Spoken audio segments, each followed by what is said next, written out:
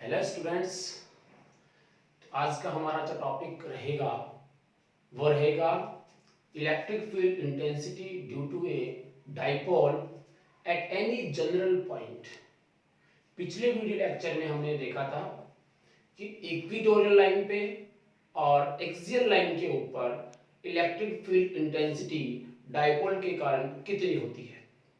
उन दोनों रिजल्ट्स को हम लोग यहाँ काम में लेंगे और एक ट्रिक के थ्रू हम लोग इसको सॉल्व करेंगे। तो टॉपिक हमारा देखिए क्या है, इसको पहले आप समझ लीजिए।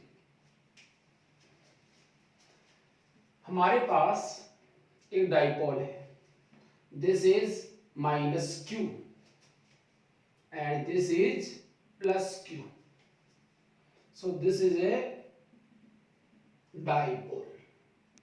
ये डाइपोल हो जाएगा, ठीक है। अब ये इसका मिड पॉइंट होगा। डाइपोल से हमें क्या निकालना है, तो आंसर है इलेक्ट्रिक फील्ड निकालना है। कहाँ निकालना है, कोई भी पॉइंट एक्स वाई जेड, कोई भी पॉइंट हो, यहाँ यहाँ यहाँ, जहां कहीं भी। सपोज ये वो पॉइंट है, ये वो पॉइंट P,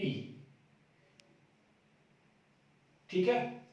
तो इस पॉइंट P का पोजीशन वेक्टर जो है, पॉइंट P का position vector, this is R vector, clear. और ये एंगल कितना मान ले, थीटा। थीटा किससे एंगल, जरा ध्यान देना, this is minus this is plus. तो dipole moment, electric dipole moment की डायरेक्शन कौन सी है, ये वाली P कैप, ठीक है। इलेक्ट्रिक डाइपोल मोमेंट की डायरेक्शन के साथ में कितना एंगल बनाती है, थीटा। तो इस पॉइंट पे हमें पूछा गया है इलेक्ट्रिक फील्ड इंटेंसिटी। इस इलेक्ट्रिक फील्ड इंटेंसिटी को निकालने के लिए हम देखो क्या करने वाले हैं, डाइपोल मोमेंट को काम में लेने वाले हैं। कैसे, देखिए यहां पे जो डाइपोल मोमेंट है उसकी डायरेक्शन है कुछ ये, दिस इज P वेक्टर। ये डाइपोल हो गया, डाइपोल मोमेंट हो गया। इस डाइपोल मोमेंट का को जो रिजॉल्व करो, क्या करो, रिजॉल्व करो। इसको अगर आप रिजॉल्व करते हो तो दो कंपोनेंट्स में रिजॉल्व करोगे। एक कंपोनेंट मैं ले रहा हूं ये वाला, this one. Suppose this is P1, P1, clear. इस P वेक्टर का ये हॉरिजॉन्टल कंपोनेंट थीटा के साथ, दिस इज P1, इसकी वैल्यू क्या होगी, P cos theta, P cos theta. इसी का आपका ये कंपोनेंट, ये वाला, दिस वन, ये क्या बनेगा, P sin थीटा, राइट। जरा ध्यान दीजिएगा, ये डिस्टेंस कितनी है, a, और आगे वाले भी कितनी है, a। तो आपने इस P वेक्टर को दो कंपोनेंट्स में डिवाइड किया। इन दोनों को सॉल्व करके फिर से सॉल्व करेंगे तो हमारा रिजल्टेंट कितना आ जाएगा, P आ जाएगा, ठीक है। तो एक ट्रिक, शॉर्ट ट्रिक है इस क्वेश्चन का सॉल्यूशन के लिए। अब हमें निकालना है इंटेंसिटी। तो इंटेंसिटी निकालने के लिए आप दो बातें याद रखिए, एक्सियल लाइन और इक्वेटोरियल लाइन। एक्सियल लाइन का पता होगा आपको, ई एक्सियल कितना आया था, 2kp/r³, और इक्वेटर का कितना आया था, तो याद होगा kp/r³। ये दो रिजल्ट्स आपको पहले से पता है, इन दोनों को मैं यहां काम में लेने वाला हूं, ठीक है ना। चलिए अब क्या करेंगे इसका, तो सबसे पहले हमने क्या किया, रिजॉल्व किया है। तो रिजॉल्व वाली बात आप लिख सकते हो यहाँ पे, और नहीं भी लिखो तो कोई दिक्कत नहीं, हमने यहाँ दिखा दिया है कि रिजॉल्व कर सकते हैं इसको। अब थोड़ा सा यहां ध्यान देना, देखो मैं क्या करने जा रहा हूं। इस वेक्टर P का ये कंपोनेंट P cos थीटा इस तरफ, मतलब जो डाइपोल इस तरफ था उसका एक कंपोनेंट इधर भी है, यानी ये भी एक डाइपोल हुआ, ठीक है। और उसका एक कंपोनेंट इस तरफ है तो ये भी एक डाइपोल हुआ, क्लियर। तो ये जो ये डाइपोल है, इस डाइपोल की वैल्यू कितनी है, P cos थीटा। इस डाइपोल की वैल्यू कितनी है, आंसर है P cos थीटा। इस डायरेक्शन को देखिए, r वेक्टर के अलोंग है, किसके वेक्टर के अलोंग है, आर वेक्टर के अलोंग है। So this P cos theta जो है वो एक्सियल लाइन की फॉर्म में यहां काम करेगा। किस लाइन की फॉर्म में? एक्सियल लाइन की फॉर्म में काम करेगा। और ये जो पी साइन थीटा है वो देखिए इस वाली लाइन के परपेंडिकुलर है। कैसा है? परपेंडिकुलर। ठीक है, तो ये कौन सा हो जाएगा? इक्वेटर हो जाएगा। पी साइन थीटा क्या हो जाएगा? इसके लिए इक्वेटर हो जाएगा।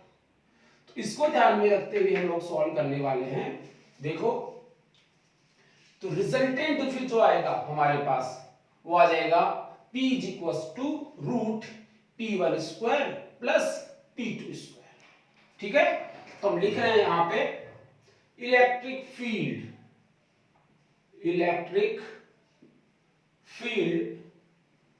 Due to P cos theta. ध्यान देना, electric field due to P cos theta at point P कितना?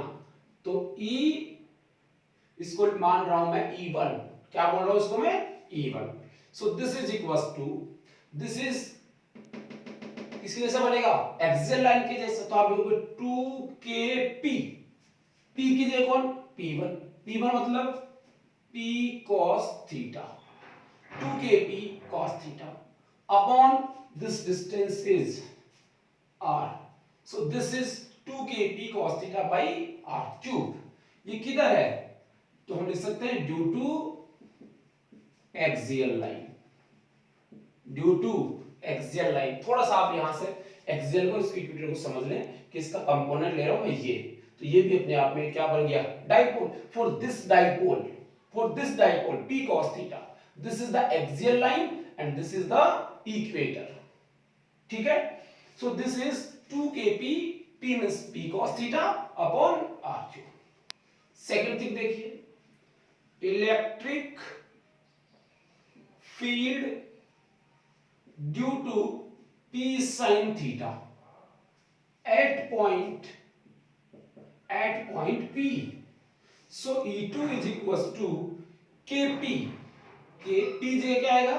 P sin theta upon R cube. P sin theta upon R cube. Clear? ये क्या आएगा? Due to equatorial line. अब आप देख सकते हैं कि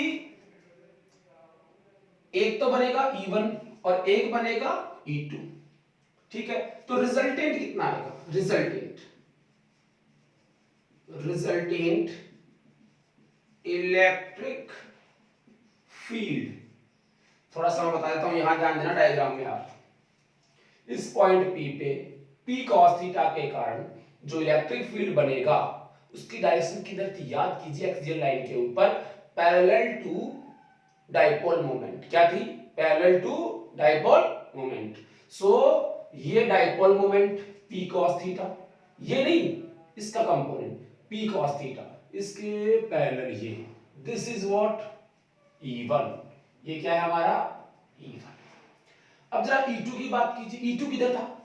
E2 किसको मान रहे हैं हम लोग? इक्वेटोरियल। याद कीजिए, इक्वेटोरियल लाइन में डाइपोल मोमेंट के एंटी पैरेलल डायरेक्शन थी।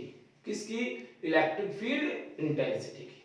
तो इलेक्ट्रिक फील्ड इंटेंसिटी की जो डायरेक्शन है वो किधर है? Anti parallel. किधर है? Anti parallel. So this is P sin theta. ये तो P sin थीटा की डायरेक्शन है, इसके एंटी पैरेलल मतलब जस्ट अपोजिट। तो यहां जो डायरेक्शन मिलेगी, this is E2 due to equatorial. तो इसको मैंने यहां बना दिया, ये E2। इसकी डायरेक्शन ये मिलेगी और इसकी डायरेक्शन ये मिलेगी। तो इन दोनों का रिजल्टेंट किधर होगा सर? तो सर रिजल्टेंट तो हम लोगों को आता है, किस फॉर्म से निकालते हैं? तो आंसर है कौन सा लगाएंगे भाई? थोड़ा सा मैं इसको और ठीक कर लेता हूं।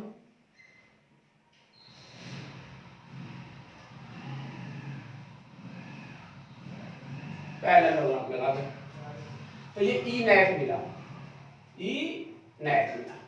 वो जो E नेट होगा वो क्या होगा? इन दोनों के बीच में कितने का एंगल है? तो आंसर है 90 का।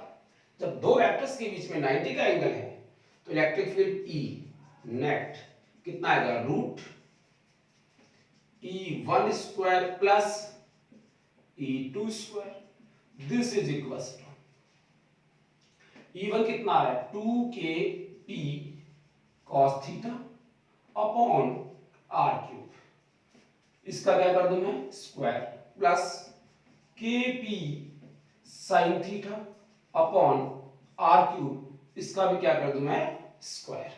ठीक है, so this is equal to यहां से 2kp k और p kp r क्यूब इनको बाहर ले लो, इसका स्क्वायर होगा रूट से हट जाएगा तो आएगा kp by r cube, kp by r cube, kp by r cube, इसको बाहर लेके तो स्क्वायर रूट से हट जाएगा और अंदर क्या बचेगा 4, 2 का square 4 cos square theta plus इधर से क्या आएगा साइन स्क्वायर थीटा, ये साइन स्क्वायर थीटा आ जाएगा। ठीक है, so this is kp by r cube, clear है। और देखो इसको आप लिख सकते हैं kp by r cube root 4 cos square theta plus sine square theta क्या हो जाएगा 1 minus cos square theta, so this is equal to root kp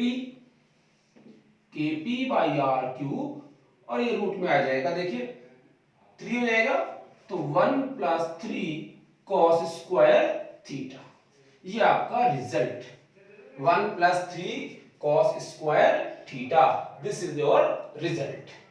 सो इस पॉइंट P पे इलेक्ट्रिक फील्ड इंटेंसिटी कितनी होती है, तो आंसर है kp by R cube root 1 plus 3 cos square theta.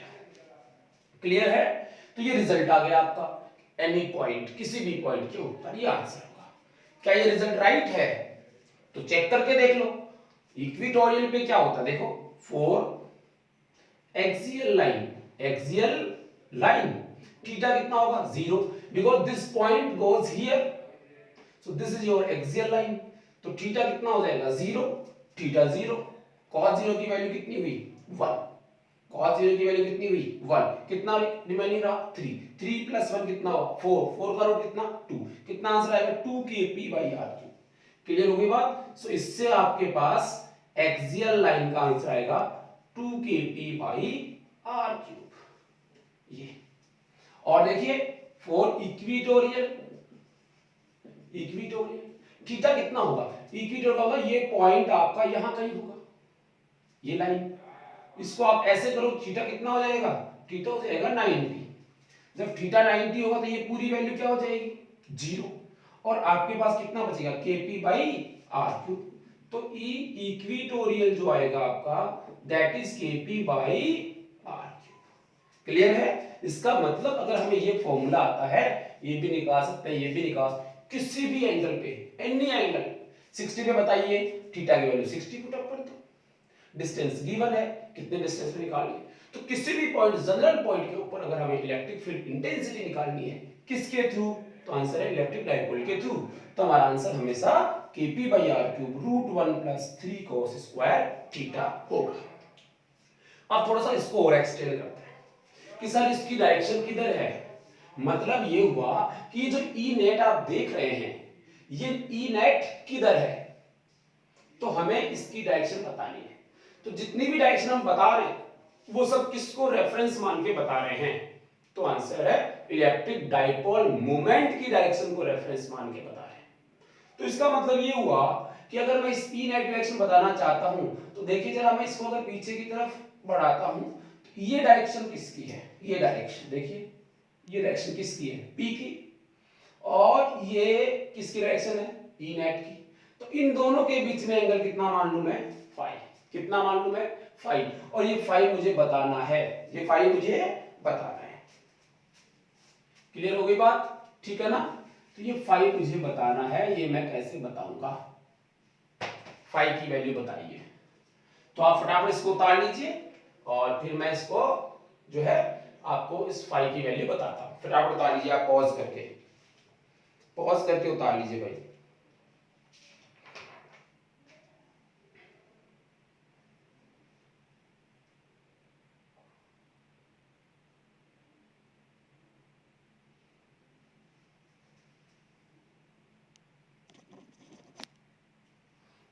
ठीक है। तो अब मैं बात कर रहा था आपसे कि ये जो आपका एंगल होगा फाई, ये कितना होगा, ये हम निकाल सकते हैं। इसके अलावा और देखिए, suppose this angle is alpha, this angle is alpha, तो हमने कंसीडर किया let angle between E vector मतलब net and E1 is alpha. इस E1 के साथ E नेट कितना एंगल बनाता है, अल्फा एंगल बनाता है। अगर ये एंगल अल्फा है तो क्या हम इस अल्फा की वैल्यू निकाल सकते हैं? यस, अगर हमें वेक्टर आता है तो हम निकाल सकते हैं। देखिएगा वेक्टर, अगर हम वेक्टर से निकालते तो लिखेंगे tan alpha, this is alpha, so tan alpha is equals to perpendicular upon base. This perpendicular is what? E2 and base is what? E1. तो आप लिखोगे E2 by E1। तो tan alpha कितना हुआ? E2 by E1। E2 कितना है? ये Kp sin theta by R3। और E1 कितना है? इसको उल्टा लिख देता हूं मैं, 2Kp cos थीटा। ये हो जाएगा, या आपके क्या हो जाएंगे? कैंसिल, केपी केपी कैंसिल हो जाएगा और sine theta upon cos theta, और नीचे क्या आ रहा है? 2। सो tan alpha is equals to half tan theta. सो alpha is equals to tan inverse half tan theta. Very important result, directly आपसे पूछ लेते हैं। तो इंपॉर्टेंट रिजल्ट है alpha is equals to tan inverse half tan theta. ठीक है ना, ये सबको निकालना आता है। tan alpha is equals to vy by vx, ay by ax, ऐसे निकालते हैं अपन उससे। तो e2 by e1 ये निकाल लिया हमने। ठीक है, तो ये अल्फा जो है वो हमें तब निकालना है जब किससे एंगल पूछे हमसे? e वेक्टर का e नेट के साथ। e वेक्टर मतलब this is r vector, r vector के साथ में जो है इसका कितना डेविएशन हो रहा है, दिस इज अल्फा। ठीक है, ओके। अब मैं आपसे कहा था हम फाई भी निकाल सकते हैं, कभी कभी जेई वालों के लिए ये भी पूछते हैं दिस फाई। फाई को कैसे निकालेंगे? तो अगर हमने इतना कर लिया तो फाई निकल गया। देखो जरा, दिस इज अल्फा और we can say this is theta. देखिए दिस इज व्हाट? थीटा। ठीक है, और हम फाई किसको कह रहे हैं? इस पूरे एंगल को। ये क्या है? फाई। तो फाई की वैल्यू किसके इक्वल होगी? अल्फा प्लस थीटा के इक्वल, अल्फा प्लस थीटा के इक्वल। या फिर ये अल्फा है तो ये भी कितना है? अल्फा। तो ये बाहर वाला एंगल हो गया, इसका आंसर कितना होना चाहिए? अंदर वाले दोनों एंगल्स के इक्वल होना चाहिए। तो फाई की वैल्यू कितनी आ जाएगी यहां से? सो हम लोग लिख सकते हैं angle of resultant, angle of E net with moment. Moment के साथ में एंगल बताइए, E1 के साथ नहीं, मोमेंट के साथ में। So this is phi is equal to theta plus, this is theta plus दूसरा क्या आ जाएगा? Alpha. So theta plus alpha कितना?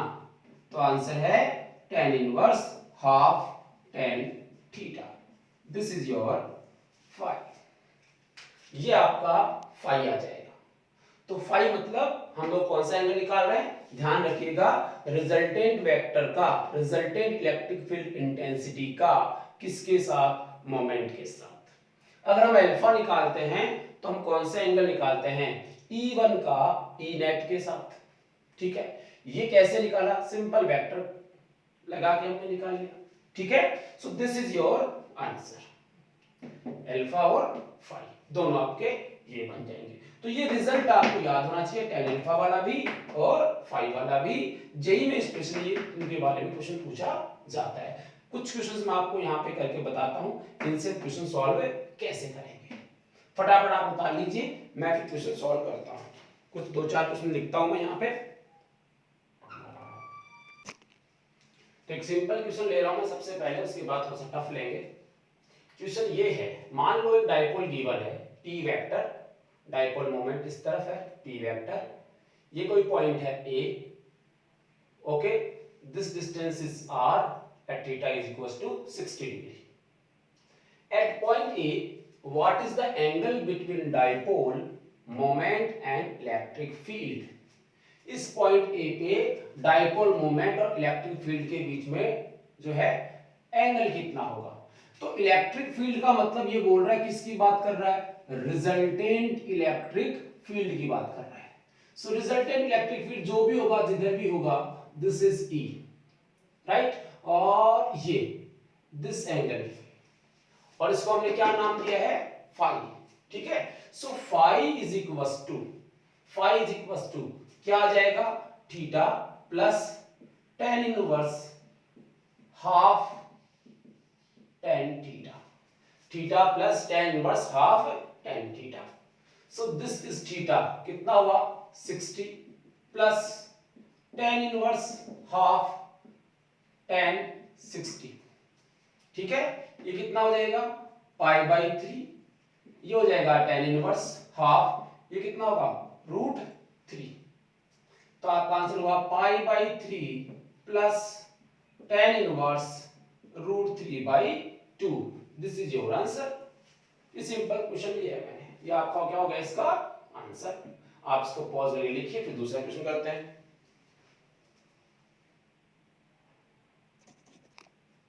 तो अगला क्वेश्चन देखिए कि सर ये गिवन है, ऐसा एक डायग्राम गिवन है, ठीक है? r p वेक्टर और e वेक्टर, ये रिजल्टेंट है, ये p वेक्टर की डायरेक्शन हो गई। For what value of theta e and p are mutually perpendicular. ये ऐसे कह रहा है कि p और e ये कितना होना चाहिए? 90, म्यूचुअली परपेंडिकुलर। उसके लिए बताइए कि थीटा कितना हो, उसके लिए क्या बताइए? थीटा कितना हो। तो देखिए, अगर ये म्यूचुअली परपेंडिकुलर है तो आप खुद सोच रहे हो कि गिवन क्या देखा जाए तो फाई कितना? 9। ये फाई तो होता है, ई और पी के बीच में जो एंगल की हम बात करते हैं वो क्या होता है? फाई तो होता है। So phi is equals to theta plus tan inverse half tan theta, ये हमारा फॉर्मूला है, ठीक है?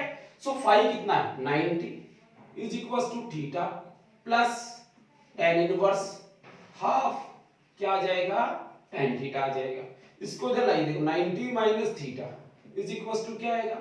tan inverse half tan theta. अब तो बस सॉल्व करना, हमें कांसेप्ट समझ में आ गया। इसको इधर लाइए, ये क्या बन जाएगा?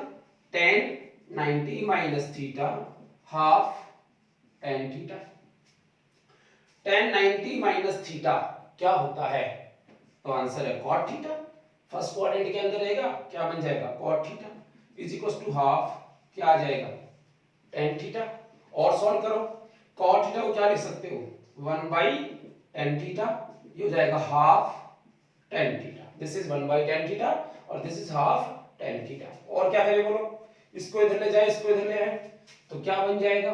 tan square theta, tan square theta is equals to क्या आएगा? 2। तो tan थीटा कितना आएगा? तो tan थीटा आएगा √2 प्लस माइनस में, tan कितना आएगा? √2 प्लस माइनस में, थीटा कितना आएगा? tan इनवर्स प्लस माइनस √2, लगभग 56 के आसपास होता है ये इसका क्या हो जाएगा? आंसर आ जाएगा। तो इस टाइप से कितने भी क्वेश्चंस आए इसके ऊपर हमें बस पता होना चाहिए थीटा क्या है, फाई किस किस के बीच एंगल है और अल्फा किस किस के बीच एंगल है। इतना सा अगर हमें पता है तो इस टाइप के सभी क्वेश्चंस को हम लोग सॉल्व कर सकते हैं। क्लियर? चलिए एक क्वेश्चन और करते हैं, फटाफट आप इसको उतार लीजिए पॉज करके।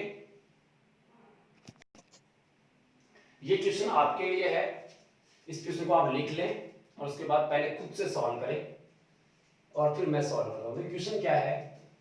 आपके पास एक यहाँ माइनस चार्ज है, यहाँ प्लस चार्ज है, ये ओरिजिन है, इससे y डिस्टेंस पे पॉइंट B है और x डिस्टेंस पे पॉइंट A है, ठीक है? ये जो डाइपोल है वो यहाँ भी इलेक्ट्रिक फील्ड बनाएगा, यहाँ भी इलेक्ट्रिक फील्ड बनाएगा। सिंपल क्वेश्चन है। ये कहता है if x is equals to y then EA upon EB क्या होगा? And E A is equal to E B हो तब एक्स अपॉन वाई क्या होगा। नीट पर्पज से मैंने क्वेश्चन लिखा आपके सामने। तो क्या आंसर होना चाहिए इसका, पहले खुद से सॉल्व करो, सिंपल क्वेश्चन है, वेरी सिंपल, टाइम पास करें।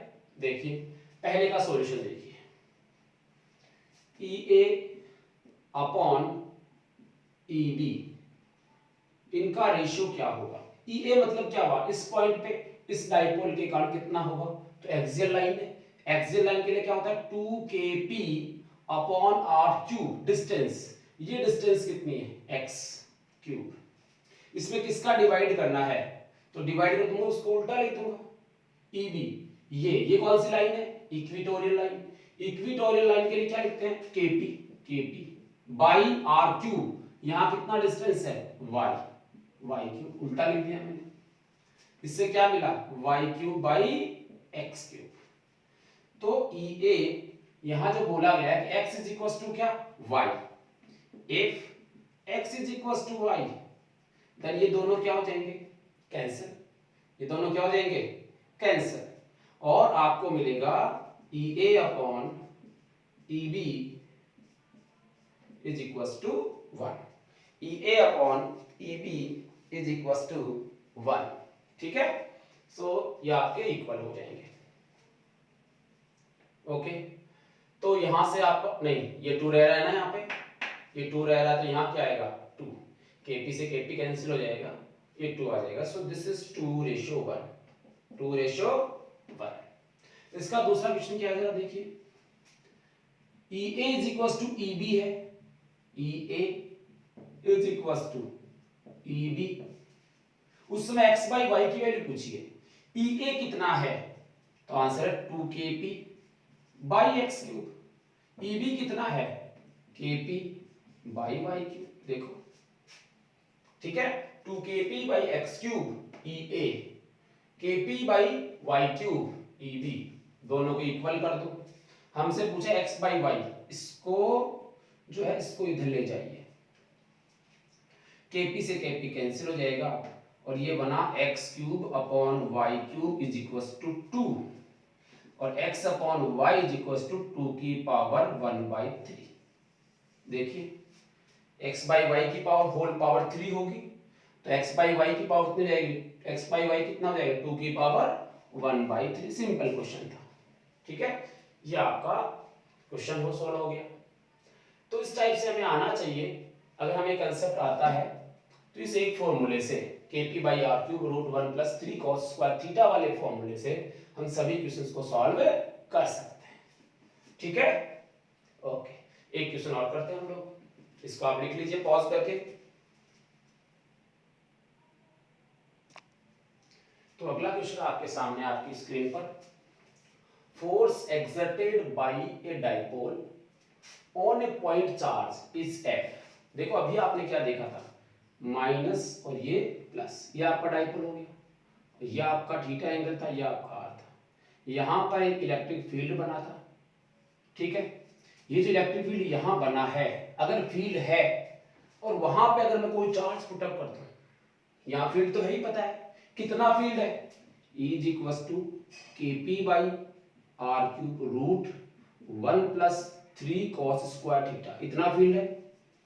इस फील्ड के अंदर यहां पे अगर एक पॉइंट चार्ज रख दिया जाए, suppose Q not, point charge रख दिया गया सपोज Q नॉट, तो इस पॉइंट चार्ज पे फोर्स कितना लग रहा है F, कितना लग रहा है F। ये तो वो बात होगी ना कि इलेक्ट्रिक फील्ड के अंदर चार्ज रख दो, उस पे फोर्स लगेगा कितना, F is equal to QE, ये तो हम जान गए, तो इस पे फोर्स लगेगा, वो फोर्स कितना गिवन है F। फिर कहता है if distance between them is double, अगर ये जो डिस्टेंस है इसको मैं जस्ट डबल कर दूं, यहां कर दूं ऊपर, then find force on the point charge, उस समय इस पॉइंट चार्ज पे फोर्स कितना लगेगा, ठीक है, बड़ा simple.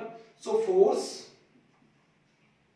On point charge suppose Q naught, F is equal to Q naught into E, this is F given है, Q नॉट हमने मान लिया, E की वैल्यू पुट अप कर दो, Q naught kp by R cube root 1 plus 3 cos square theta, 1 plus 3 cos square theta, ये आ जाएगा। अब देखो आप यहां से इसने बोला डिस्टेंस को डबल कीजिए और किसी ने कुछ भी नहीं बोला, इसका मतलब हुआ क्यू नॉट कांस्टेंट है, के कांस्टेंट है, पी कांस्टेंट है, थीटा कांस्टेंट, ये सब क्या है कांस्टेंट। तो क्या मैं लिख सकता हूं force is directly proportional to 1 by R cube, force is directly proportional to 1 by R cube. Clear? So अब हम लिख सकते हैं एफ डैश अपॉन एफ, बाद का फोर्स अपॉन पहले का फोर्स। बाद का फोर्स कितना होगा, तो 1 बाई डिस्टेंस को जस्ट डबल कर दो, ठीक है, और पहले का फोर्स ये हो जाएगा। इसको सॉल्व करोगे तो कितना आ जाएगा 1 by 8, 1 by 8। So F dash is equal to F by 8। ये आपका नया फोर्स जो है वो पहले से 8 गुना कम हो जाएगा, पहले से 8 गुना कम हो जाएगा। क्लियर हुई बात? तो ये था आपका electric field intensity due to a dipole at any point, जिसका पोजीशन वेक्टर r है और उसका एंगल किसके साथ, ये ध्यान रखिए, डाइपोल मोमेंट के साथ थीटा गिवन है।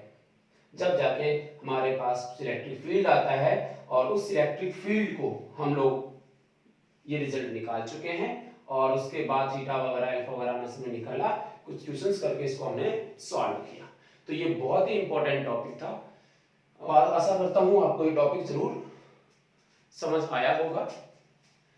नेक्स्ट हम लोग पढ़ेंगे नेक्स्ट वीडियो लेक्चर के अंदर, that is work done, torque and potential energy of a dipole. Thank you.